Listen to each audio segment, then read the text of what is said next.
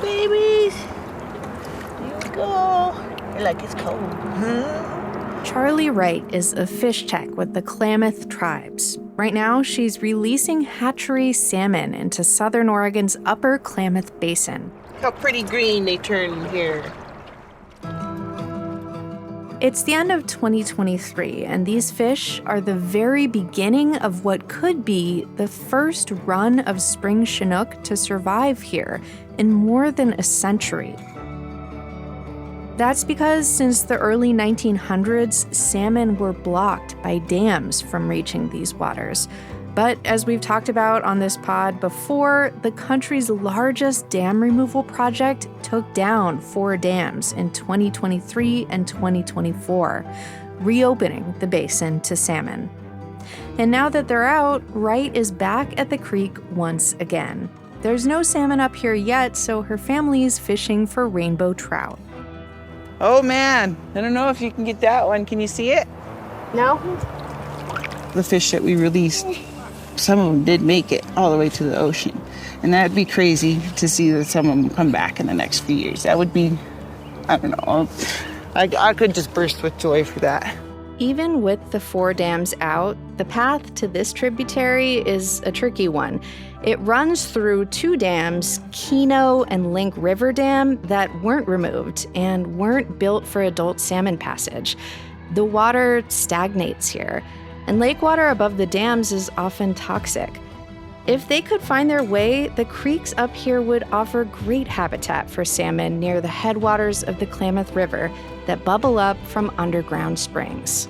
We're just praying they can make it past the Keno and Link River Dam, because to truly bring the salmon home, they need to be able to be in these watersheds up here.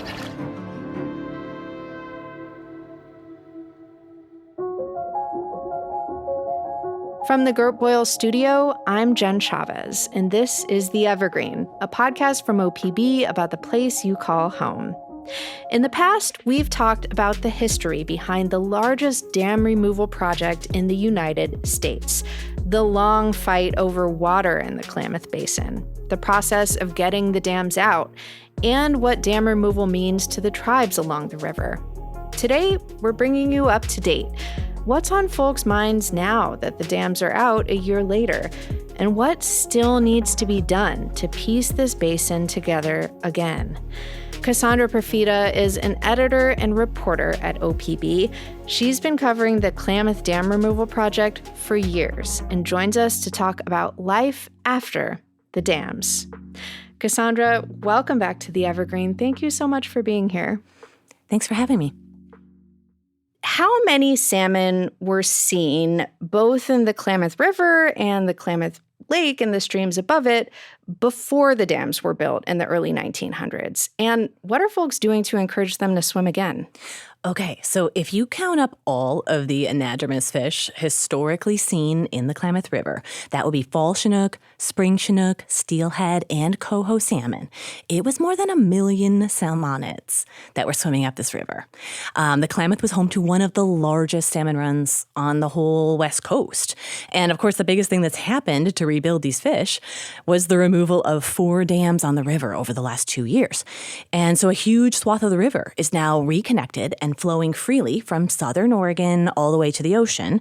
And that means a lot of great habitat has been reopened for salmon and steelhead, so they have more places to feed and spawn and make more salmon. Yeah. And these 4 dams that we keep talking about along the Klamath River came down in 2023 and 2024. The Iron Gate Dam, Copco 1 Dam, Copco 2 Dam, and the J.C. Boyle Dam.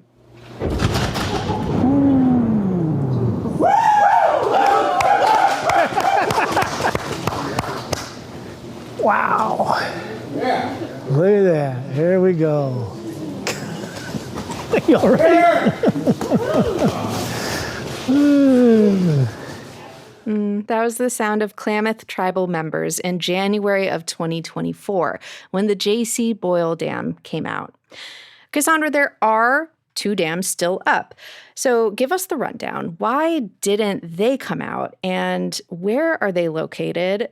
And what problems are these dams causing? Yeah, there's still 2 dams left on the river, even after the country's largest dam removal project, right?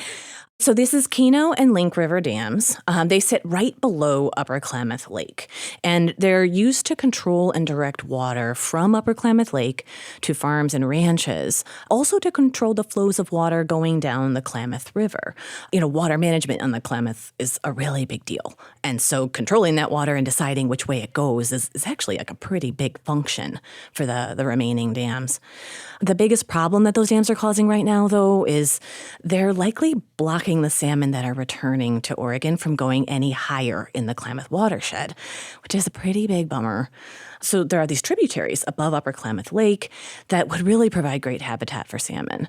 As you go up above the lake, you get closer and closer to the headwaters of the river, where this clean, cold water bubbles up from these underground springs, and it just makes the perfect place for salmon to be. And so while those 2 dams that remain, they do have fish ladders. Their fish ladders were not built for adult salmon. And essentially because the dams further downriver had cut off the salmon coming to Oregon, right? And so it didn't even make sense. It wasn't needed, right? Yeah. You didn't need fish ladders that allowed salmon to pass. So last year, we watched the salmon swim past the former dam sites and all the way up into Oregon, into Spencer Creek, and we were so lucky to actually see that happening. But, that's really about as far north as people saw those fish. The people did see them in the fish ladder at Keno Dam, but nobody saw them beyond that point. And now we're looking at, what needs to be done to allow salmon to pass over those dams. But experts I've talked to said they're just probably not big enough for the adult salmon. And what conversations are happening about the remaining dams amongst the people that live along the river? The Klamath tribes are leading a conversation about those remaining dams. And they're in a good position to do that because the courts have decided that they have a time immemorial water right on many of the waterways in the upper basin. So they have a lot of power to influence water management decisions. A couple weeks ago, I got a chance to talk with the chairman of the Klamath tribes, William E. Ray Jr., and he's pretty frustrated that these 2 remaining dams are blocking this last stretch of the river. Our biggest issue and opportunity is getting the fish around the Keno and Link River impediments. That would allow the salmon to swim up into these nice, cold, clear, spring-fed rivers like the Williamson.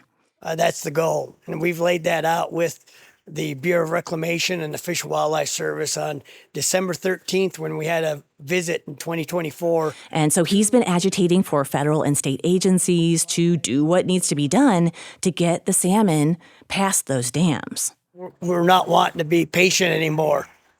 We're not wanting to wait. I also spoke with the Ombudot director for the Klamath tribes, Alta Harris. Ombudot is like their natural resources department. And she told me that there's this feasibility study that's going to look at all the options for what they can do at Keno Dam, including whether they can take that whole dam out, which is, of course, what the tribes would like to see. Dam removal is always the preferred choice. In this case, as with any dams on large rivers, that needs to be done carefully and thoughtfully to make sure that it is restored, because part of the construction of dams often is to notch reefs and allow water to be drawn down lower than it naturally would have. We would like to see that dam removed to have a freer river for those fish coming back. We just want to make sure that it's done in the best possible way for fish entering the system. If these dams do come out, will that be enough to help the salmon? Unfortunately, no. The habitat in this upper Klamath Basin is still very damaged from more than a century of being manipulated for agriculture. There were hundreds of thousands of acres of wetlands that were drained in this area to create farmland. And the Sprague River, it was diked to keep it from flooding out onto the surrounding farms. There's all these farms and ranches now that are operating in the area, and they're polluting the waterways with nutrients like phosphorus. And that triggers these big blooms of toxic bacteria that everybody likes to call toxic algae blooms. That makes it very inhospitable for fish. So when I talked with the chairman, he was adamant that everyone needs to work towards reducing pollution from farms and ranches and restore more of those drained wetlands. They actually do a really good job of filtering those extra nutrients out of the water and preventing the toxic bacterial growth. The next big challenge is all the restoration of wetlands and working up on our upper watershed, the headwaters, where we can try to divert and trap as much as the nutrient loading from the phosphorus and so forth, so it doesn't go down into the lake. Interesting. So this conversation that you had with the Klamath chairman, William E. Ray Jr., and Alta Harris took place at the Lower Klamath Basin Renaissance Tour in March of 2025. And all the big players were there, the tribes, agricultural districts, and environmentalists. This was an opportunity to hear from all of these different perspectives along the Klamath River. Who hosted the tour, and what was the vibe between all the folks there? Was there tension? Yeah, the tour was hosted by the Klamath Drainage District, which is a group of farmers, and they've actually expressed interest in helping to repair some of this ecosystem that they're farming in, especially if it helps them to get some more solid guarantees for water supplies on their farms. Yeah. And so there's naturally some tension between farmers and tribes in the basin because they all need water for different reasons, and there really isn't enough water to go around. But they've all been through a lot of water fights already, and now they seem to have an understanding that, there's some places where we can get along. And one of those areas is in trying to restore wetland habitat and water flows to these wildlife refuges, which are actually at the bottom of the list for water rights. And so they've been drying up in the summer. And we've had birds dying from botulism. And it's a really horrible sight that really no one wants to see.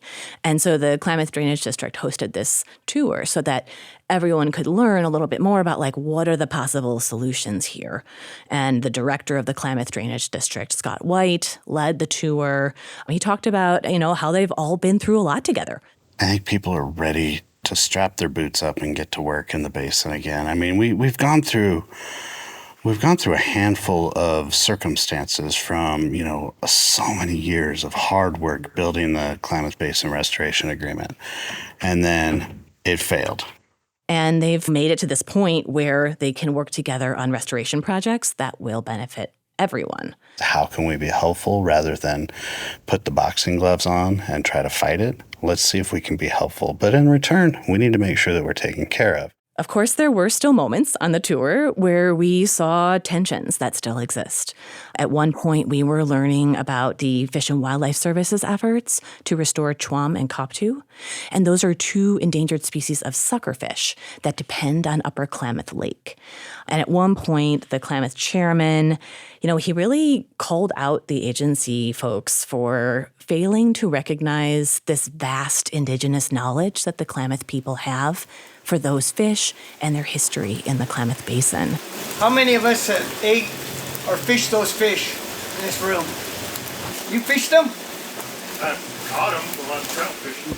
So here again, 1988 is when we stopped fishing them. Okay, so before that, when I was growing up, fished them, millions of them. You could just really hear the frustration in his voice. He fished for chwam and koptu and their relatives, which are three other species of fish that he says the federal government hasn't even acknowledged. They've been relegated to these certain areas to survive when they used to be throughout the system. And I'll tell you examples of three species that we haven't even talked about. And he and the Klamath people, had to stop fishing for all of those species in the late 1980s because their populations were so endangered. And they're really not recovering, which is terrible news for the Klamath people and their culture. And until you start listening to the fishermen in the Klamath, then we have that knowledge that we're missing. As a tribal member who's fished those fish, subsisted on those fish, to see that we haven't been able to fish them since 1988, 1909, we're at a breaking point in our culture. The chairman told everyone, hey, we know what the problem is here, and we need to bring back the wetlands that were drained. I can't emphasize the need to figure out a way, especially with this federal funding, on how we're going to support one another in these projects. And whatever we plan in there, they don't have a chance because they can't hide. There's not enough wetlands. That's what it boils down to. Thank you. Okay, and there are other updates I want to get into, but first we should address federal funding and job cuts. The Trump administration suspended funding from the 2021 bipartisan infrastructure law, which helps rebuild the ecological infrastructure of the Klamath River. U.S. Fish and Wildlife Service and National Oceanic and Atmospheric Administration employees who facilitated those projects have been fired. Folks that were on the tour, how are they feeling about all these fast-moving changes, and how does this affect the work on the Klamath? Oh my gosh, there were some really ominous moments, and it was really sad because there actually is a lot of positive momentum on the Klamath now with the dam removal, and then you could just kind of hear it fall apart when anyone brought up the fact that all of these restoration projects that they've all been working together to plan for years are contingent on this federal funding that's frozen. So it was hard to see. It was hard to watch. There's one project in particular that everyone was talking about. They call it the Big Swing, that would focus on knocking down a bunch of the dikes along the Sprague River so that the river could spill its banks and create the marshy wetland habitat that this area is really missing. And they're nearly halfway through that project. And now the funding's frozen. So it was pretty hard to hear that very palpable sadness and frustration. We've been doing this work and advocating for it since the early 70s as the Klamath tribes. And every time we've made moves, there have been certain things jerked back. Long before dam removal, they had put together a whole package of solutions that included dam removal and habitat restoration for the basin. And those were stymied when Congress failed to pass the Klamath Basin Restoration Agreement. And that was like a decade ago. And it takes a lot of cooperation to get that money to begin with between us, the Klamath tribes, the irrigators, the private landowners, the people that were all part of this system. And without that rug being pulled out from her, it's hard to say that we're going to make progress quickly in order to save our mullet from extinction. That's how critical it is. And then a member of the Yurok tribe named Frankie Myers reminded me that, this group is really all too familiar with the kind of frustration that they're experiencing now. There's folks working on restoration that don't know if they're going to have a job tomorrow. There's planning that has been taken over 10 years to come to that is supposed to be implemented this year that may not be implemented. It is beyond frustrated because the people who are supposed to be showing up for us and a government who is supposed to be there when we need them, when we come together, is absolutely absent. And worse than being absent is working against us, working against people who have lived here for generations, who are doing hard work, who have every single reason to be validated on the projects that we're doing. We're being attacked. And that's extremely frustrating. And they know they have another fight ahead of them to claw back as much of this funding as they can. Coming up after a break, we're going to hear more on how the largest dam removal project in the country is shaping up a year later. We'll hear from farmers next. Stay with us.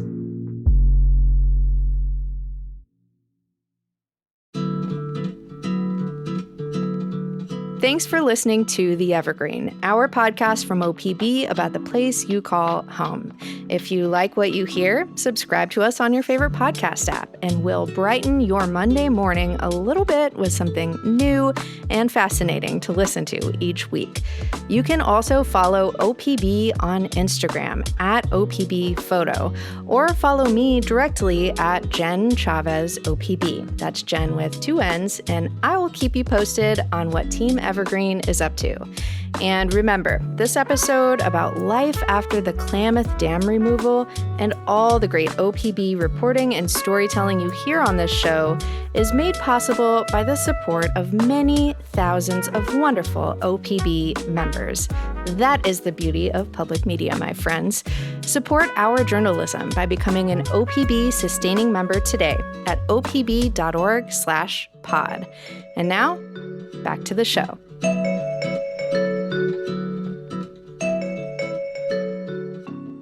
So, Cassandra, in previous episodes we've done with you, we've highlighted the heated history of water wars in the Klamath Basin, how dam removal has given tribes along the river new hope. By building the dams and by taking the water away, they took our fish. Fish is our life. And left farmers uncertain. You either got to stand up and take it, or you're not going to ever have water here again. So, Cassandra, how are things looking now, a year later, between these two groups? Yeah, there's a very tumultuous history in this basin where, water shortages led to the federal government cutting off the water to farmers, and then they cut up the water to salmon. Both of those actions created a tremendous amount of pain, and now everyone is like, okay, let's avoid that pain in the future.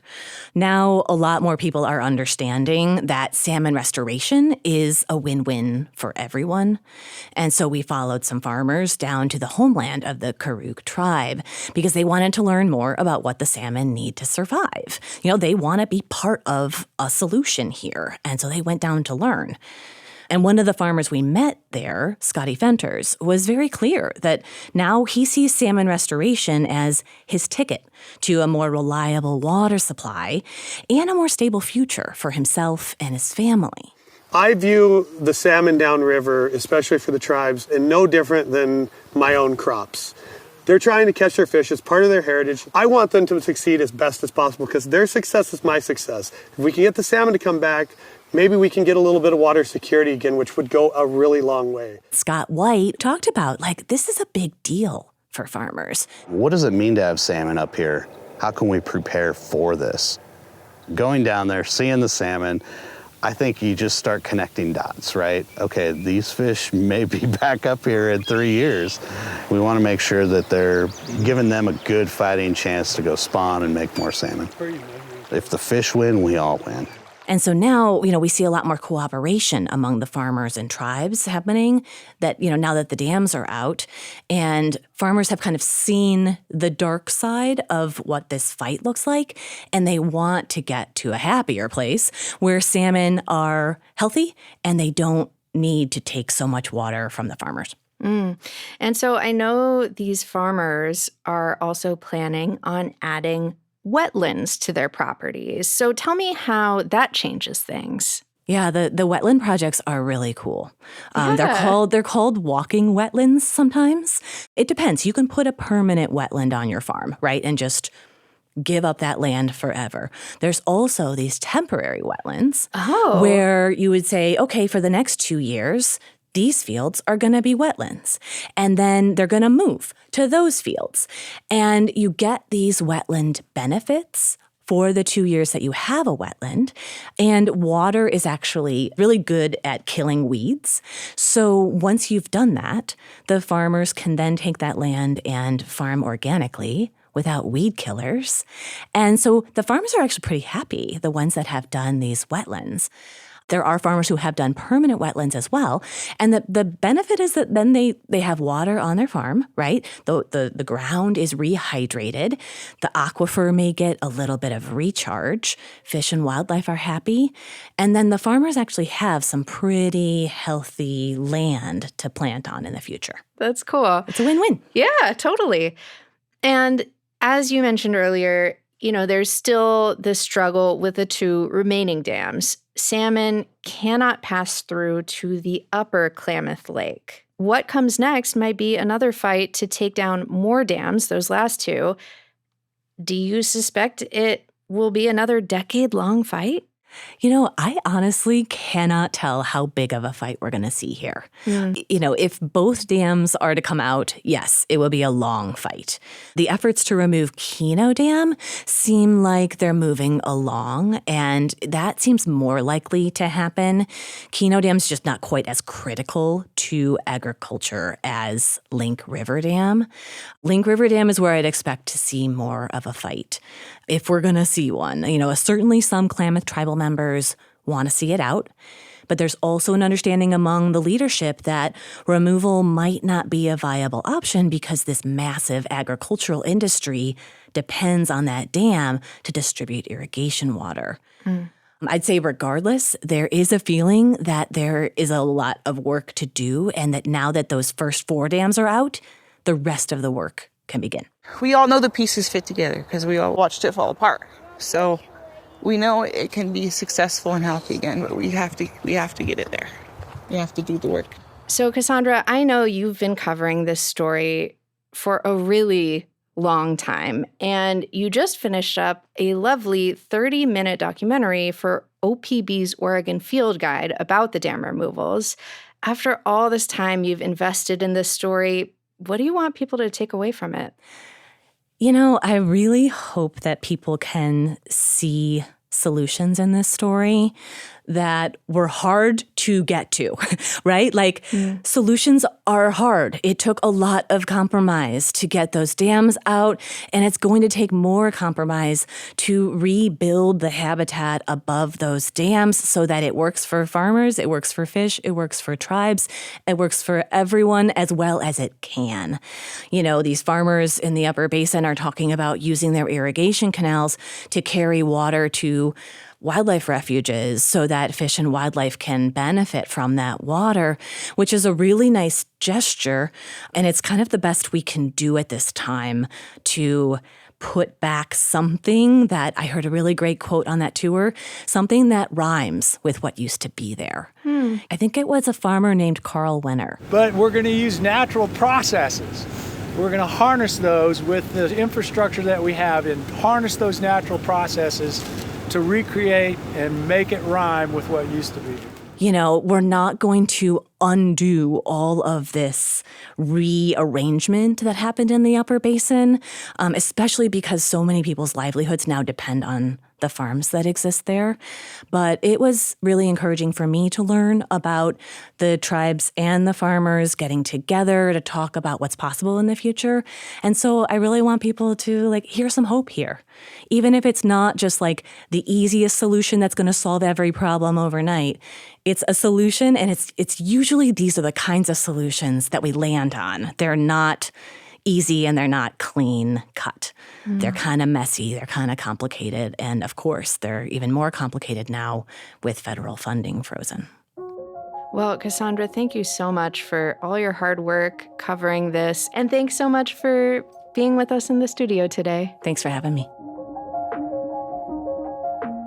You can watch the new Oregon Field Guide documentary on the Klamath Dam removals at opb.org. Thank you for listening to The Evergreen, a podcast from OPB. Join us next week to learn about the Northwest history of the Bracero program, which brought Mexican farm and railroad workers to the U.S. on contract at a time of dire labor shortages set off by World War II.